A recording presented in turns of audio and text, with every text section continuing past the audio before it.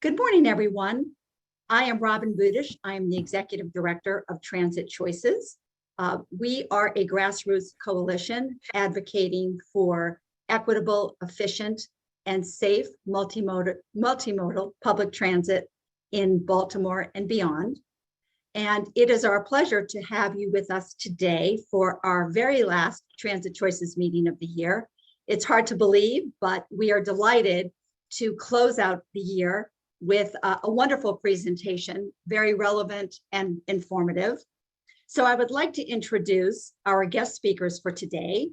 We have Sharon Markley Schreiber, who is the COO of the Greater Baltimore Committee, John Laria, who is the managing partner with Ballard Spahr, LLP, and also the Greater Baltimore Committee Transportation and Mobility Committee Chair, and Joe McAndrew, who is the Vice President of Transportation with the Greater Washington Partnership. Their presentation today is titled A Briefing on the Baltimore's Transit Future Campaign. And without any further ado, the floor is yours. Thank you, Robin. It's John, and I'll get started. It's nice to see so many familiar friends and faces for this conversation. As Sharon, as Robin said, my day job is as managing partner of Ballard Spahr, but I've been involved in transportation and transit issues in the state for a long time, and I do chair the GBC's Transportation and Mobility Committee. I'm really, I imagine everybody feels this way, that we're on the cusp of something good, something changing, sort of the world that Joe McAndrew's hearing. It's been a long, long wait for where we are now. And the question is, how do we make where we are now as relevant, as important, and as progressive as possible with respect to the transit issues that we're also concerned about? So the stars are really starting to align. And what I'm hoping is that what we're doing, what you're doing, what other groups are doing, people on this call represent all sorts of organizations and places, that this is the part of a really an unstoppable effort to once and for all address the challenges of transit in Greater Baltimore. So we're trying to do our part, and there's lots going on. So we wanted to talk to you this morning about what's happening and have some conversation about it and figure out how to keep growing the team, growing the army to make sure this happens. I want to acknowledge, of course, Sharon Markley Schreiber from the Greater Baltimore Committee. She's the COO there. She's been helping us lead this effort from the beginning. You'll hear from Joe McAndrew in a moment. He is at the Greater Washington Partnership. I want to also acknowledge John Hillegas, who is on the call, who also is at the Greater Washington Partnership. Many of you know John, who's here in Baltimore. Two other folks, Teresa Burge is on the call. Teresa has gone off. This is not a commercial for Teresa's consulting practice, but she has gone off to consult, having been at the GBC for a long time. And without Teresa, we wouldn't have this campaign running as smoothly as it is. And finally, although I think she's away this week, you should know that Michelle Welly, very well known to all of us, is coming on board on a consulting basis at the GBC to help fill the gap when Teresa left to pursue her adventures in consulting. So Michelle is going to be spending time over the next few months helping to carry the GBC's side with our partners at the Greater Washington Partnership. So it's a little bit of context. I'm really, really energized by this because it really is, first of all, it's the first time that the Greater Washington Partnership and the GBC have really partnered on something. And it's something I've been wanting to do for years. There is already some overlap, but the GBC, of course, is a regional organization here in Baltimore, 50, I guess we're at 60 plus years. Sharon, you have to remind me, I forget. It's a long time. And the Greater Washington Partnership is a newer organization, but kind of a super regional organization that goes from Baltimore to Richmond. And I'm going to let Joe, when he speaks, do a little commercial for the Greater Washington Partnership to explain, but you know, it's critically important that the partnership has decided that on the Baltimore end, the northern end of its area, it's making transit its number one priority. And Joe and John have been leading that. They're a very powerful ally, and to have these two groups together is really, really significant. And it's been a great partnership that I hope is going to lead to other things. But the business and institutional community leaning in, which is what we're doing, is what I would call a necessary but not sufficient condition to success here. We need everybody. We certainly need all the advocacy groups, many of which are represented here, all of the individuals who are represented here. And it's just critically important that we all get on the same page and we get in the boat and row together, or the train ride together, or whatever appropriate transit analogy you want to use. But it is necessary for us to do what we're doing, because in my view, and I'll just speak for myself here, I think that the business and institutional communities did not lean in hard enough when the red line was canceled. I think that you can contrast that. There are differences, of course, but you can contrast that to the purple line, where I think there was a more unified effort to lean in and to raise the roof and do all the things we needed to do. They needed to do, I guess I should say, to make the purple line survive. And I don't think there was that kind of effort in Baltimore. And I'm determined, not that I can do this on my own, but I'm determined, at least for my part, to never let that happen again. We need to have a broad coalition of partners, and the big businesses and institutions and others, who you'll see in a moment are well represented in this campaign, have to step up and lean in order to do this. Now, it's necessary but not sufficient. It's going to take everybody, but we do need to do it. So let me give you a little bit of history on this campaign. When the partnership and the GBC got together, we diagnosed this need. It was sort of evident.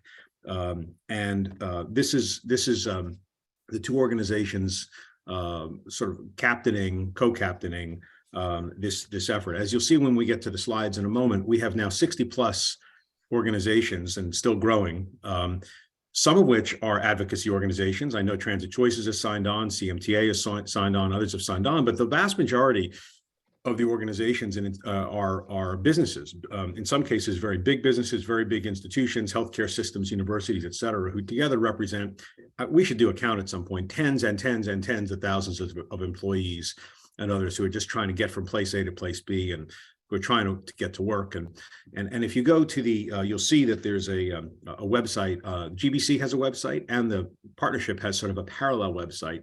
And there are these great little video testimonials and other things that we're doing, social media, where, in their own words, these executives from these various businesses and institutions are talking about why better transit in Baltimore is not just important, but essential to the success of their organizations. And what we hope to do is, for the first time, I think, to have not just the organizations, that is the GBC, the Greater Washington Partnership, and so on, represented in Annapolis by professional lobbyists, by paid staff, but to have the lay leadership, if you will, the business leaders, card-carrying business leaders, come down, talk with legislators, executive branch, and explain why it matters to them and to their many, many, many employees and stakeholders that we improve this. And people are lined up and ready to do that. So I'm very, very excited about it. The campaign, which set 6 priorities when it launched, then convened kind of a technical committee of folks who do this professional transportation work day to day. And that technical committee turned the priorities into some much more specific action items. Those action items and action steps have led to a transition memo, which has now been forwarded to the governor, the governor-elect, the lieutenant governor-elect, who coincidentally, as you know, is a transportation planner by profession, and also to the legislative leadership. So what you're going to hear today from us, and Joe's going to walk us through most of it, and you'll get some color commentary from me and Sharon and others, is the form of this that is the transition document that we've presented as priorities to the administration. We know that they're receptive. Obviously, there are hundreds, if not thousands, of competing considerations and demands. But we know, and you've seen the statements of the governor-elect, that he's committed. The administration is committed. We also have great commitments from legislative leadership, including the Senate president, who, of course, is a Baltimore City legislator himself when he's not being the Senate president. So that's the basis for it. I will tell you, before I introduce Joe, that we'll leave a little bit of time at the end for another important topic, which is the Baltimore Metropolitan Council's transit funding and governance work group. Mike Kelly is on. Mike has been helping to lead that. It's chaired, as you probably know, if you're following this stuff, by Delegate Tony Bridges. I think Mike has an invitation to come back in January and has agreed to do that. Once it is final, it's now in comments period. And I won't say any more about that, except to say that I want to draw your attention to it, because it's in the comments period and people on this call might well be interested in providing comments and in checking that out. But again, to me, this is just a big Venn diagram of transit advocacy, and we've got all these different things going on, and we're trying to have as much overlap and as little separation as we possibly can as we go forward. So trying to knit all of these things together, and that's part of the reason I'm excited to be here today to be able to present this to you. So with that, I'm going to introduce Joe McAndrew, who can give you a little self-intro about his own background, which is impressive, a little bit about the Greater Washington Partnership, which you need to hear about, because I think you'll be seeing more of them. I will note also, in case Joe forgets us, that he is one of the 3 co-chairs of the Moore-Miller transition team on transportation, which puts him in a good position to advocate for these kinds of things as well. So Joe, I'm going to turn it over to you. I know we've got some slides, and I'll stand by. I promise color commentary, but I'll try and keep it to a minimum. Thank you. Thanks, John. And before I get started, I'm going to hand it over to Sharon, just in case our partner wants to say a few words about the importance of this partnership. But I'll just say at the outset, from Don and Teresa and Sharon and the new CEO, we are couldn't have a better partner in this whole effort, and happy to have Sharon on the phone here today. Thanks, Joe. I do appreciate your comments, and thank you, Robin, and the entire group that's assembled early on this icy morning to join this important call so that we could talk about Baltimore's transit future. Many of you know that the Economic Alliance of Greater Baltimore and the Greater Baltimore Committee merged in June of this year. I became the interim leader at that time as COO, but we have just welcomed our new CEO, Mark Anthony Thomas, this week. He joined the Greater Baltimore Committee on the 13th of December and is looking forward and leading us into 2023 as a very transformative year. And so Baltimore's Transit Future campaign aligns so well with that. As we kicked off the call, we talked about this moment now feels like there's so much promise. There's so many opportunities to advance promising campaigns, promising implementations that are going to improve transportation and other structures within the Greater Baltimore region, including the mega region into the DC and expanded region that we're all connected to. So for that economic improvement, there's a lot of promise that you're seeing here. We are at I will consider the beginning of the campaign as we move into the legislative session. And with John Laria's leadership as our Transportation Mobility Committee chair, also a GBC board member, very valued because of that expertise. And then joining with our partners at the Greater Washington Partnership with Joe and with John, we couldn't be in better hands to help us lead into what will be the implementation phase with our legislators. We appreciate your support. If you are not currently a supporter on our showing up on the websites that John Hillegas entered into the chat, please contact either any one of us to let us know that you are interested in showing up in that way with your logo. We do appreciate your support, and there are many opportunities to engage. Thank you, and I'm going to turn it over to Joe so that he can really get into the meat of this. Thanks.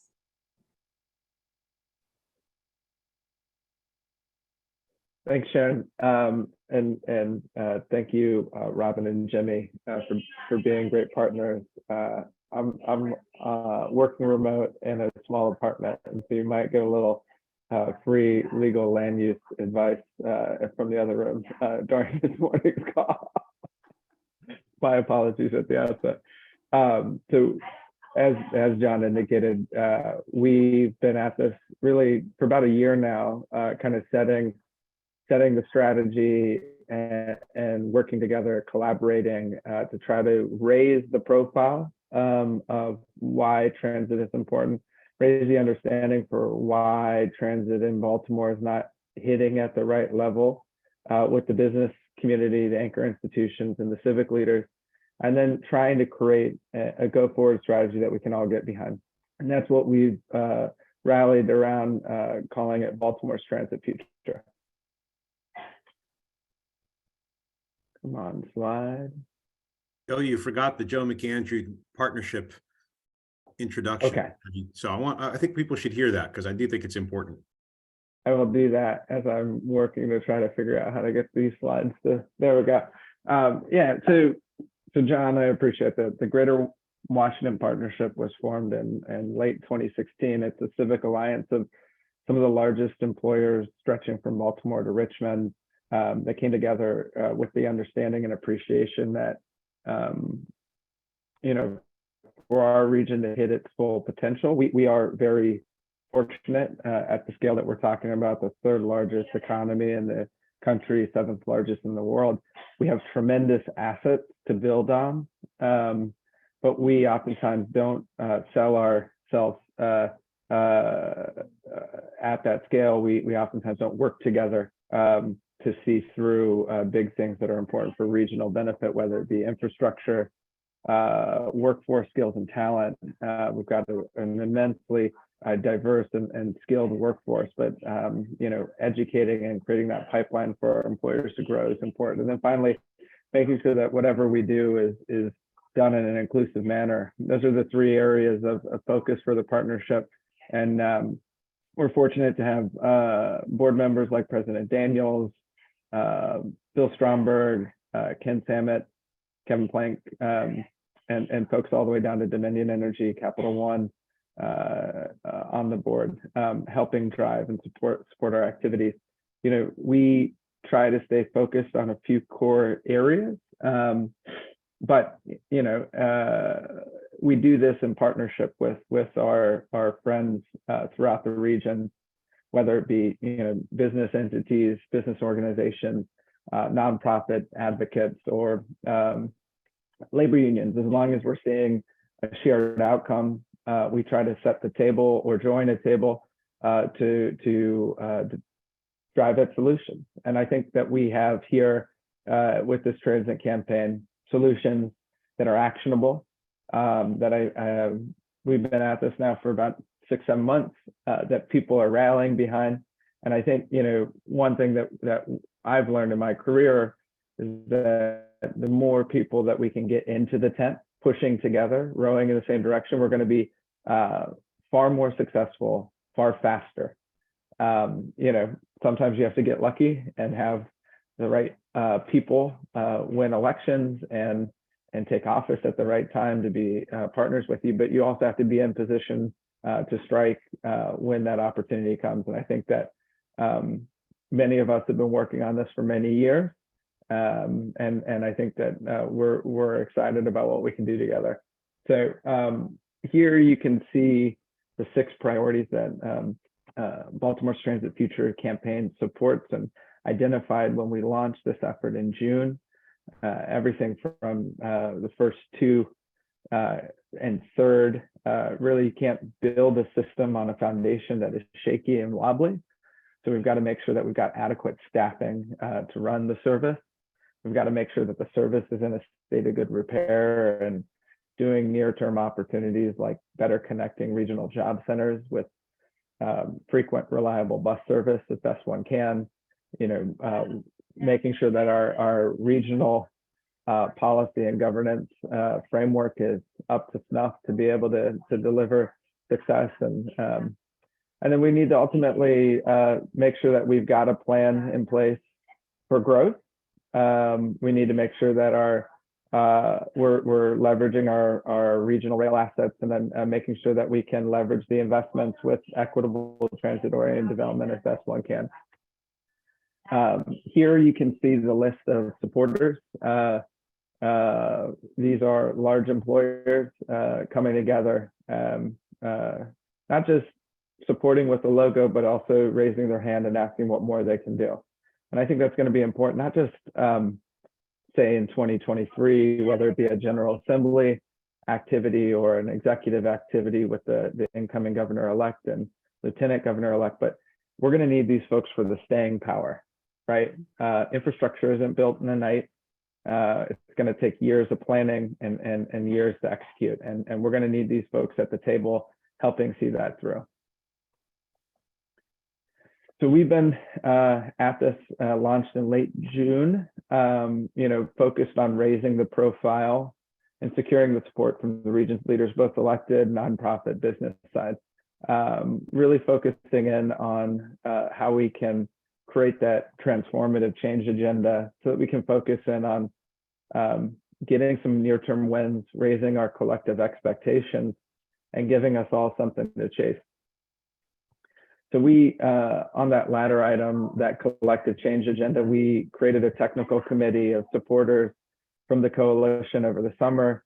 You can see the folks here that comprise that table, technical experts that have been doing this for some time, that helped inform the transition memo that we ultimately shared with Governor-elect Moore, Lieutenant Governor-elect Miller, and General Assembly leaders, as well as other key partners. So I'm going to go ahead and walk through what we've identified as first 100-day recommendations that we think that are on par, that the governor-elect himself can take, but also, you know, his future MDOT secretary, MTA administrator, and the like can go ahead and work on. First and foremost, you know, under priority one, we've got to make sure that we can overcome our staffing shortages and get the system to a state of good repair. So on the first one, you know, Brooke Lehrman back in the day passed a law that requires a capital needs investment inventory that's updated every couple of years.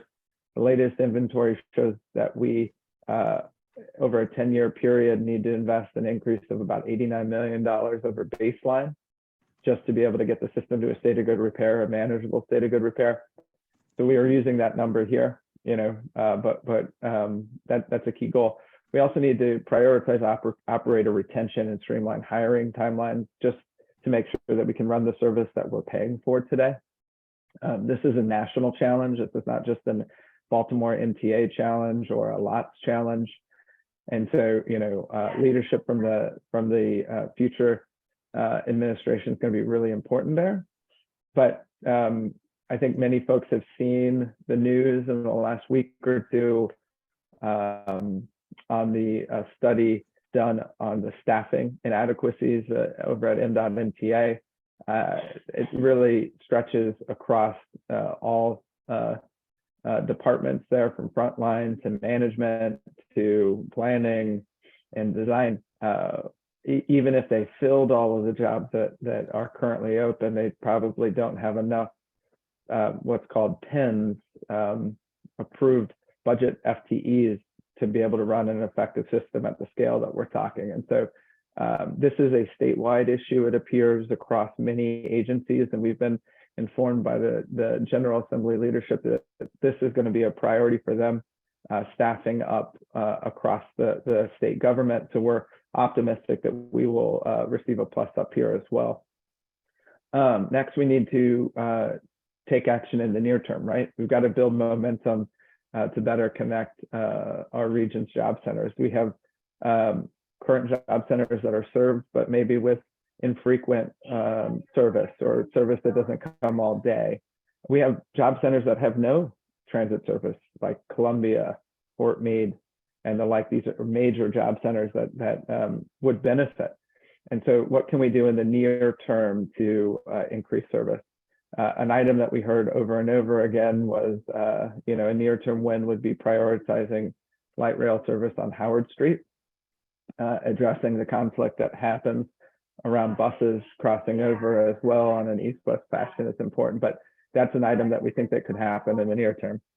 And the next item, priority 3, I will save this for Mike and John, who's been part of that work group for some time.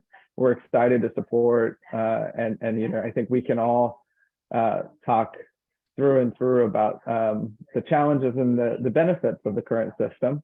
But I think, you know, for us to be able to move forward in a path that we can all trust, that we've got that staying power and that consistency that spans election cycles, I think we've got to do something to the governance system to improve Baltimore's transit system over the long term.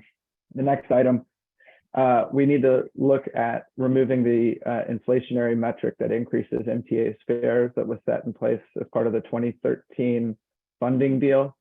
Our thinking here is that you know, we shouldn't be paying for the system on the backs of those that can least afford it, which is the principal rider that takes MTA's services, and especially in a high inflationary market that we find ourselves in today, those fares are going to go ahead and increase higher than originally projected.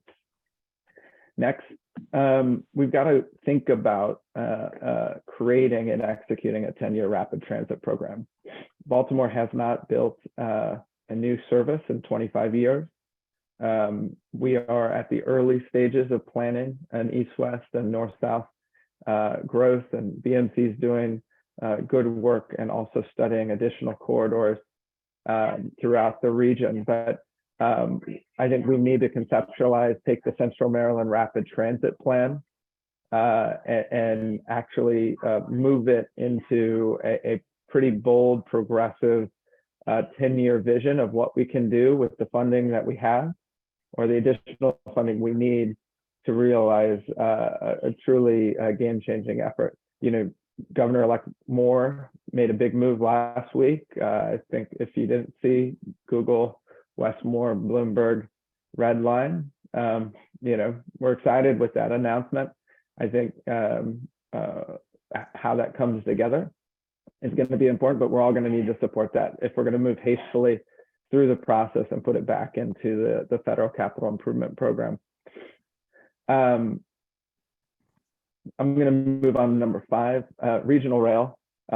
Baltimore and the state of Maryland writ large is really blessed by its location and its existing service that's received from, you know, Amtrak to the Camden line. But the state, and this is also a national challenge, hasn't adequately invested in that system to really kind of leverage it and take it to that next level. And so thinking about what we can do to create jobs in the near term, but also set up the system to better connect, say, Baltimore to DC in 30-minute travel periods, to connect Baltimore to Delaware via the MARC system, or open doors for folks to live in Baltimore and work in Northern Virginia, or vice versa. That's possible. And with the federal dollars, we've got a lot of money that's going to come to the state of Maryland, whether it be Baltimore Penn Station's redevelopment, the Frederick Douglass Tunnel. It's a $4 billion plus tunnel project that's estimated to create 20,000 direct jobs. Many of those can go to Baltimore area residents. And that's a huge opportunity, a shot in the arm for the economy. And then finally, we need to, and I know John mentioned that I'm on the Transition Transportation Committee. John Laria is on the Housing Transition Committee. He's overseeing the Smart Growth Work Group there. My committee is also thinking about smart growth from a TOD perspective, but this is a huge opportunity. Many areas of the country think TOD is a great opportunity, but they don't actually have stations on the ground. Greater Baltimore has many stations, and it's the question of how we nurture, invest in, and grow development, equitable development adjacent to it. There are proposals led by Delegate Jazz Lewis and Senator Malcolm Augustine in the General Assembly, but there are opportunities for the state to take leadership here under Governor-elect Wes Moore at DHCD and MDOT to really streamline and speed up development, and maybe make a statement with a few key stations such as Odenton or the like. So that's the vision. You know, we think that transit is good. It is currently a liability to the growth, the inclusive growth of Greater Baltimore, and we are optimistic and excited about where it's going. So I will pause and hand it back to John. Have them explain to you what they think they have to appropriate or have a right to appropriate. Have them tell you first, and you please Sam, make a record of what they, Sam, are you? There you go. and actually, I'm sorry, John, please go ahead. There's no problem. I don't have anything else to add. I think we should do some questions and discussion. I'm sure people have questions or feedback. I mean, this is a team building exercise. This is, we want comments, we want questions, we want people to plug into everything that we're doing. And like I said, we're not in charge of this agenda statewide. Everybody is working together on this. This is just kind of our piece of it, and we want to recruit as many folks as possible. But we want to hear from everybody about your priorities and opportunities and next steps. So I'll just ask you to open it up for questions or comments, and we'll all kind of respond. So to our meeting participants, you may either put your comment or give feedback in the chat, or you may raise your hand, and I will do my very, very best to get to each and every one of you. And then around 9:25 or so, we will go back to John for and or Mike Kelly for a brief update on the BMC Transit Governance and Funding Work Group. So do we have, let me check the chat. Do we have questions for our presenters? Well, I would like to kick off the conversation by first making a comment, which is how very impressed Transit Choices is with respect to this amazing collaboration between the Greater Washington Partnership and the Greater Baltimore Committee. You know, as it's been mentioned earlier, you know, it's very, very powerful to speak with one voice. And so the fact that we can all rally behind this amazing vision for Baltimore's transit future is an enormous opportunity because, you know, we do believe that we are entering into some really exciting times, right? With the new administration, with a focus on improving public transportation.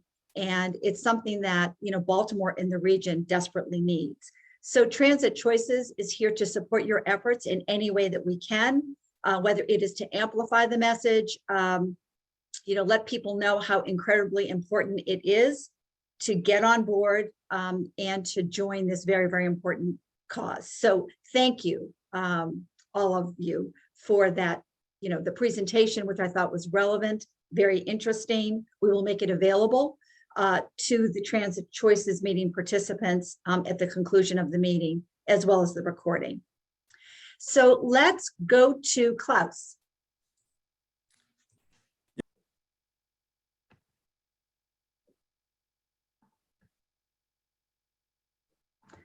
Klaus, I think you're muted.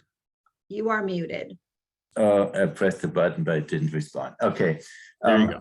It's very exciting to see that the Washington and Baltimore area finally are really working together.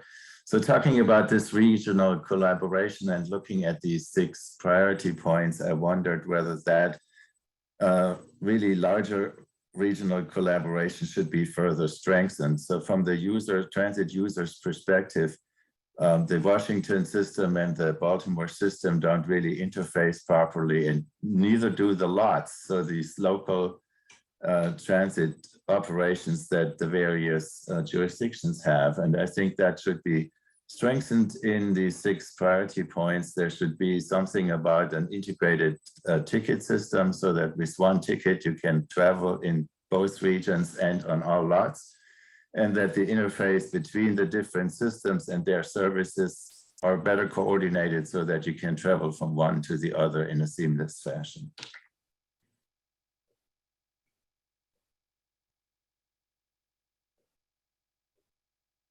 I'll jump in and just say, Klaus, you're speaking my language. I agree. And there have been efforts previously and actual systems in place to do that, and I think they've moved away from that. But you know, we've encouraged and advocated for that for a number of years now, and I think as the technology gets better, becomes a bit more mobile, it's going to become easier and less friction to do that.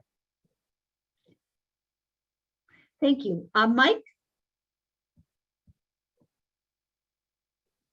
Yes, good morning. Mike McMillan, President Business Agent for HU Local 1300. Good morning, everyone. I'm especially glad to see that there's a priority for operation retention by the MTA because of the lack of service that goes out, not only because of operator retention, but there even the internal process with not having enough buses to go out for the operators that they have on a daily basis. I would just like to, know or would like more information about who's included on that priority from the frontline force, because hearing and seeing it directly from those who are operating, knowing where the shortages are when they go out there on a daily basis, what the what's being prioritized by MTA and what's not being prioritized, I think it's a very important partnership to have with labor.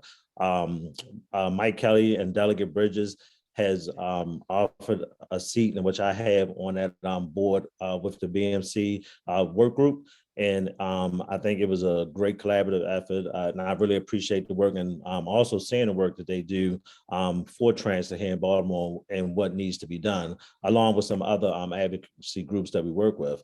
So, and you know, I thank the opportunity to be here today and also being able to express interest in a partnership with that study from the frontline worker perspective. Thanks for your partnership and leadership, Mike. Thank you. Thank you, Mike. Jim? Good morning. For many years, I've observed that the largest political jurisdiction in the Baltimore region, Baltimore County, which has more than 860,000 residents, has been underperforming in public transit. And I think a big part of the reason is that the people here don't think about it. When you talk to them about it, they recognize it, but they don't think about it very frequently. I live in the northeastern area of Baltimore County in Parkville, and David Marks, our county councilman, and I spoke a few weeks back, and I was very impressed that David is quite interested in extending his pet project, which is the Towson Shuttle, eastward through the area where my community, Oakcrest Village, is, and on to the CCBC and Franklin Square Hospital, and then proceeding on to White Marsh and maybe to the Mark Rail Station in Middle River. These kinds of pieces really linked together, or as John Laria said this morning, creating a web of performance that really would make a difference in public transportation's perception. Now, the big thing is we have a political problem in Baltimore County. It's a very conservative county, generally speaking, and that needs to be worked on. And I think promotion and advertising of public transportation could begin to affect that change. I think public transit is one of the biggest investments of state government, and it needs to be ramped up in terms of an advertising campaign to talk about the benefits and opportunities of public transportation. I'll be quiet. Thank you.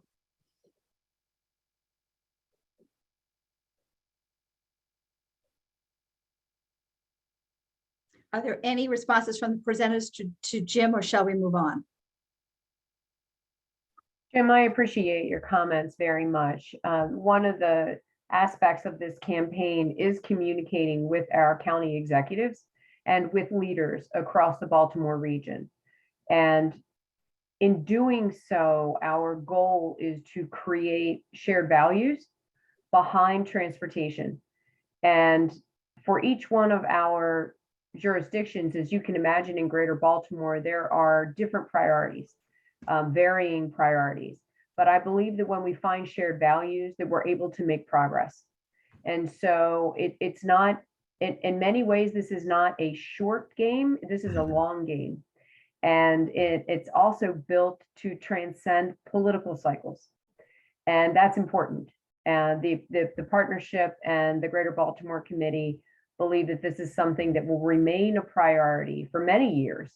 And the work will continue in that way. So we hope to advance the changes with a strong communications campaign that continues to advance those shared values. And in that way, we hope that we can see the improvements that will interconnect and expand broadly across all of our jurisdictions.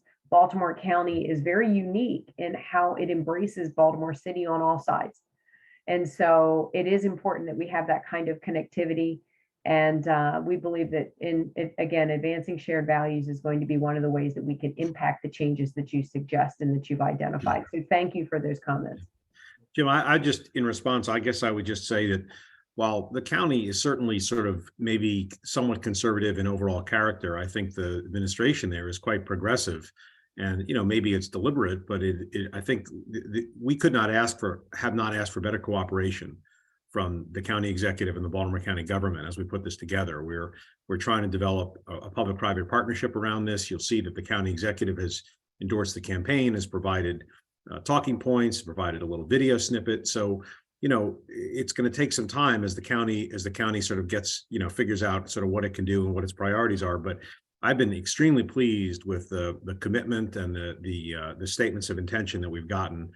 But, you know, you certainly can continue to encourage the folks who have county relationships, who live in the county, need to encourage the council members. I know there are a lot of new council members in Baltimore County. I don't know exactly what their sort of perspective on this is, but grassroots work with those council members is important. And of course, the speaker is from Baltimore County, and she's very committed to this, and, you know, will be a key in trying to make all of this happen. I know she's very committed to transit enhancement. She's very committed to community development. So we expect her to be a partner, and we're fortunate that she happens to be in Baltimore County. So we just gotta come at it. I'll also use this opportunity, if you don't mind. There's a comment in the iPad. There's a comment in the chat from iPad, whoever that may be, and you can claim it or not, but it's fine. It says, please comment on the Trails Network as part of the whole system. How can we make more progress, especially the Baltimore Greenway Trails Network? As folks know, another non-day job for me is chairing the city's bicycle commission, which has a connection to that whole effort. Interestingly, you may not know, the Greater Washington Partnership also has made that a priority, and as part of its interest in Baltimore. It is not going as quickly as I want it to go. I mean, I know the city has lots of priorities, and, you know, my job in that role is to literally, according to the executive order, to advise the mayor and the city on these issues. And my advice has been, put your foot on the gas on the Greenway Trails Network. It's an incredible opportunity for us to have a nation-leading poster child for urban trails. And it's not just about recreation, even though it is about recreation. It is about transit. It's about safe transportation. It's about last mile. It's about all of those things. And, you know, the city is not making the progress I would like to see it make. I'm doing what I can do. But those of you who are on this phone, I see Greg Kinchliff, who's a longtime activist in this area, and others, you know, same thing. I mean, when you see folks, or when you make the opportunity to see folks and tell them it's important to you, we've got to push. We've all got to push from whatever angles we're pushing from. So I agree with you that the Greenway Trails Network, which, by the way, is a stated mayoral priority in this 100-day in his 100-day plan, or his first-year plan, I forget which one. Not enough happening, not quickly enough for my taste. And I do recognize there are other priorities, but I'm impatient, and my job is to try and get things like that done. Thank you, John. Sure. Larry? Hi, can you hear me okay? Yes. Yeah, so I had to check out for a few minutes. I hope the comments I'm going to make are on target for what you're looking for. But I'm chair of Howard County's Multimodal Transportation Board, and we're right in the middle between the Baltimore and DC regions. There is no sensible and logical way to look at transportation except to include Baltimore and Washington together. We're technically part of the Baltimore region, but many of our commuters commute both within the county. I think I saw the number 60% the other day are within our RTA region, the regional transportation network that we have, but quite a few commute to DC.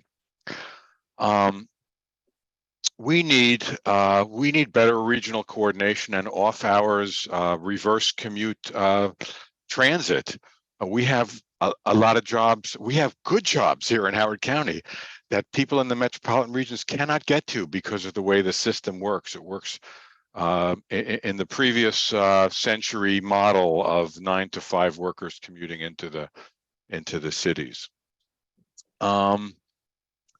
We need funding for projects like bus rapid transit on Route 29 so that we can connect with what Montgomery County has already done with the Flash system.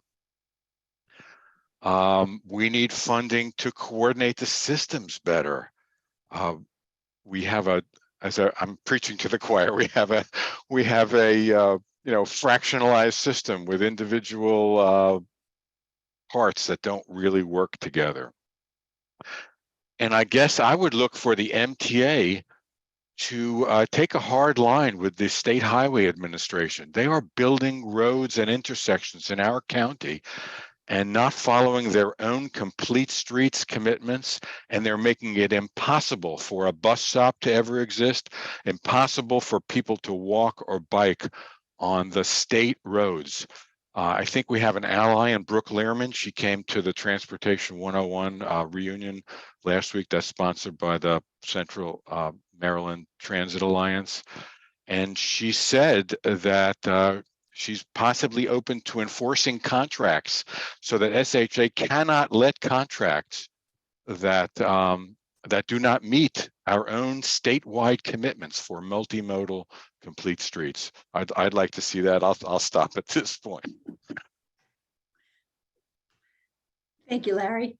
I'll just say, Larry, that the Howard on the we'll get to the transit BMC work group in a moment, but I've been really impressed by the Howard County representatives on that. I think it is an interesting jurisdiction because it is kind of in between. It doesn't have that much transit, it needs more, but they've been really terrific at sort of representing the Howard County perspective on this. You've got good representatives, and we'll get to that discussion for at least a few minutes before we terminate today. I'd like to go to the chat because there's some very interesting comments and feedback that I'd like to share with the meeting participants. One is from Sue, who says that her focus is and always will be ADA compliance. Would be good to connect with the Governor's Office of Deaf and Hard of Hearing Disability Rights of Maryland and the Maryland Blind Association. So that is a comment to our presenters. We also have a comment from Anna, who says that she's very pleased to see that funding MTA adequately is a top priority. As a writer, the issue of reliability is paramount. It is a huge problem now.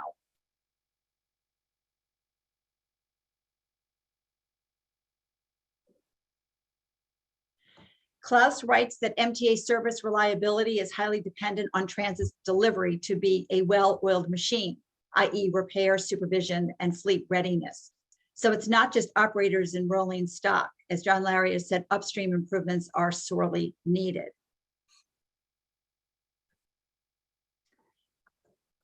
And I think we had one more. No, I will share the chat as well when I send out the meeting recording and the presentation. Before we move to our last item with respect to the BMC work group, I'd like to ask our presenters, what do you think the greatest challenge or challenges are going to be with respect to really implementing this wonderful vision for Baltimore's transit future? And what can we all do to move that agenda forward? Well, I can go first. I think again the table is set in a very good way for all the reasons that we know. But all of us do other things in transportation and transit, right? And there are all sorts of competing priorities. The state has an enormous surplus. There's a lot of money coming from federal government, so the opportunity is there. But we do other things. I do a lot of work in the housing area, as Joe mentioned, and there's just going to be a lot of competing demands for these dollars from things that we probably like quite a bit, and I just think trying to figure that out is going to be hard, and it's going to put the elected officials and others in a difficult position, choosing sort of their favorite children kind of a problem. So I think that's what we're going to have to deal with, and I think there is some education that needs to be done. I also think that the other question will be, and interestingly enough, again, we'll get to it in a moment, but I think the question about how to manage this agenda with the state representatives and others who are not natural stakeholders of the Baltimore region. How do we, if the resources, is it zero sum game? Is it not zero sum game? How do we convince people that this is important for the entire state? I think the governor-elect has been terrific at sort of framing the importance of Baltimore City and the Baltimore region as critical. I think he says something like, there's no state in the country that succeeds if its major city is not thriving, et cetera, et cetera. And while this is not about the city per se, it's about the region. Nonetheless, the city is really at the center of all that. So I think trying to figure out how with the new administration, with a different perspective on the city and a different perspective on Baltimore, to educate people and create enough allies across the state. So those are the two big buckets for me, and I'll defer to the other panelists and for their perspective. I think John hit it pretty squarely on the head. I think we can only move at the speed of trust, right? And trust requires collaboration and partnership. I think that we are all rowing in the same direction here, but when lines start getting put on the map, tough decisions come ahead of us around funding and trade-offs. That's when friction and splintering happens. And it is my hope, and it is our collective hope that that won't happen, right? That this coalition that we've created is going to stand firm, stand behind our elected leaders, speak with one voice. Because I think when you do that, you kind of take the distraction out of the way for these elected leaders that have their own day job oftentimes, and focus on what is directly actionable in front of them. And so if we can all help set the agenda with them, we're going to be able to keep moving forward, building momentum, moving from one win to the next win. But this is a long game, right? We're hopeful for some wins next year, but if this is not just a 4-year, but an 8 to 12 to 16-year horizon, if we're going to do more than just address short-term needs and a few large capital investments. So.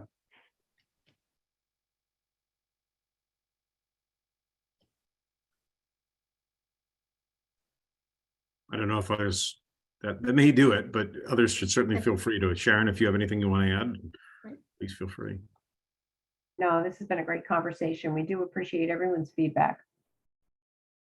Thank you. So, John, would you like to take a few moments to talk about the BMC work group? And as you mentioned previously, we're really delighted that both Delegate Tony Bridges and Mike Kelly have accepted our invitation to speak at the January 26th Transit Choices meeting. So more information will follow on that, but please. Yeah, sure. Thank you, Robin. I really don't want to get into detail, and obviously we don't really have the time to do that. I think you should tune in and tell everybody else to tune in January to hear a full presentation from the leadership. I'm privileged to serve on that group, but I'm not the chair or the main staff. Mike Kelly and BMC have been doing their usual amazing job. They have great consultants, and I really recommend that you take a chance to read a lot of this information. I will simply say that the work group recommendations are available. I put in the link the page. It's not just the report, but it's the overall page about transit governance and funding, which goes back a step also to the report that was done in August of, I think, 2021, that set out some options. Those options then became sort of the options before this work group, which has now produced draft recommendations. There's a comments period that goes until December the 23rd. So you have an opportunity between now and then to review them and to provide public comments and Mike has put also in the chat the public input sort of template or widget or whatever it's called, where you can go in and do that. In very, very general terms, the recommendations sort of cover at least the next 3 years. We've tried to sequence them, 23, 24, 25. They relate to the creation of a regional transit commission, not an authority at this point, but a regional transit commission as soon as possible, in recommending it in the 2023 session. That's a big lift. We'll need everybody's help with it, but it's a big, big first step to having an actual regional transit commission. There are also recommendations, of course, regarding the CTP. There are recommendations regarding lots for the executive branch. And then further study of and by further study, and I just want to say this because it was a subject of enormous discussion. Further study doesn't mean when you get to it, and it doesn't mean informal further study. It means we are recommending, the group is recommending formal study of reconstituting the Maryland Transportation Commission, which is a statewide commission that basically names things these days. I think that's about what it's been reduced to, but there's no common ground for people to have serious conversations and for a serious role in review and approval of MDOT's budget, which, as you know, for better or worse, usually for worse, is a black box that is controlled by the administration, the governor, and the MDOT secretary. And then ultimately also starting this year, a formal study of a Baltimore Regional Transit Authority, an actual authority, which is for many people sort of the grand slam. It's very complicated to do that, but we are recommending not immediate action on that, but immediate formal study via legislative edict, not sort of a, let's check into it. So that's just to give you a little taste of it. I do want to ask Mike, who we're lucky to have on the call, if he wants to add anything to that, and recognizing that the real presentation will come and should come in January after these recommendations are finalized, but you definitely should go take a look. And if you want to provide some comments during this comment period, I encourage this group to do it. So Mike, if you're there and you're willing to say a few words, please go ahead. Sure. Thanks, John. And I'm looking forward to coming back to this group with Delegate Bridges in January. You summed it up very well. It's been really a long-term effort looking at these issues, and Delegate Bridges points this out. Delegate Learman really started this legislation in 2015, started sort of chipping away at this issue, and she and Delegate Bridges and others have really pushed it along for the last few years, and we're hoping that there's an opportunity to make some strong recommendations and make some positive changes for the region in the session that we're leading up to. Thank you, Mike. Well, with that, we are going to conclude the meeting for today. I would first like to extend our sincere gratitude to our guest panelists for a really wonderful presentation today on a really important and exciting campaign regarding Baltimore's transit future. So thank you. And of course, I say this, all the time, but to each of our meeting participants, we are eternally grateful to you as well for sharing your time and really, your continued interest in the work that we're doing. We take a lot of pride in hosting these monthly meetings to give you the opportunity to really, speak and firsthand with key leadership and really have your finger on the pulse of what's going on in the transportation arena. So we wish each of you and your families a really healthy, peaceful, holiday season, and we look forward to an exciting new year in 2023. Have a wonderful day. Bye-bye. Bye-bye. Thank you. Thank you, Robin. Bye-bye, everyone.